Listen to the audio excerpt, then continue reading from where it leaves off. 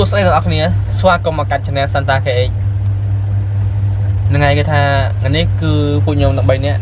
ចង់និយាយដល់អ្នកនរគ្នាគឺថាពួកខ្ញុំនឹងអាចឈប់ធ្វើវីដេអូបង្ហោះ YouTube ទៀតដែរនិយាយទៅមែនឈប់ហើយនេះគឺផ្អាកបាទតែមិនដឹងថាយូរក៏ឆាប់មូលហេតុហ្នឹងគឺដោយសារតែឥឡូវខ្ញុំឃើញថា Channel ខ្ញុំគឺធ្លាក់មែនតើ Subscribe ក៏អត់ឡើង View ក៏អត់ឡើងខ្ញុំអត់ដឹងមកពីអីដែរហើយក៏ខ្ញុំរវល់តិចតួចគាត់ថាឥឡូវគឺថាខ្ញុំរវល់ដែរគឺរវល់រៀនអញ្ចឹងបើជាខ្ញុំអាចសម្រាប់ព្រោះពួកយើងត្រូវការ relax ត្រូវការលក្ខណៈលំហែខួរក្បាលខ្លះព្រោះ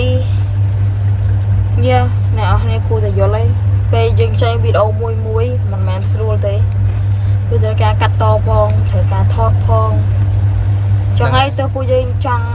មានពេលសម្រាប់ខ្លួនឯងមានពេលសម្រាប់សប្បាយរីករាយជាមួយនឹងមិត្តភ័ក្តិក្រុមគ្រួសារអីខ្លះហើយមកពី Channel YouTube ណាមួយវាធ្លាក់ដុនណាមអញ្ចឹងធ្វើឲ្យពួកខ្ញុំកាន់តែបាក់ទឹកចិត្តទៅអញ្ចឹងពួកខ្ញុំទាំង3នាក់អាចនឹងបញ្ឈប់ផ្អាកមួយរយៈសិនហើយក៏អរគុណដល់ fan ខ្ញុំទាំង3នាក់បងមនោ KX យុទ្ធបៃទ្វីហើយខ្ញុំ Santa KX ហើយអរគុណអ្នកដែលអ្នក view ខ្ញុំហើយអ្នក subscribe ខ្ញុំទាំង3នាក់អ្នកជួយខ្ញុំទាំងអស់គ្នាអរគុណមែនតើអរគុណណារកចាំវីដេអូខ្ញុំយ៉ា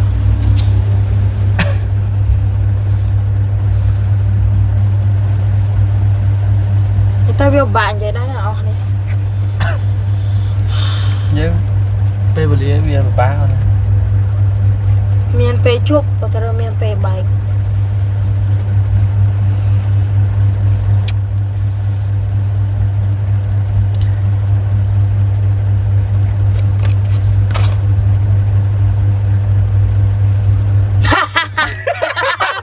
អូខេតែនេះថ្ងៃគេណាទៅនេះ April Fool Day គឺជាថ្ងៃទី1ខែ4ហើយថ្ងៃនេះគឺជាថ្ងៃ April Fool Day ដែលយើងទាំងអស់គ្នាបានធ្វើវីដេអូនេះដើម្បី prank អ្នកនរគ្នាឥឡូវយើងមកខាងពេលយូរកុំឲ្យអ្នកនៅខាងនោះគេសង្ស័យថាពួកយើងពួក April Fool Day តោះ outro ជួយដល់វីដេអូក្រោយជាមួយខ្ញុំអាន Santa KX បាយបាយ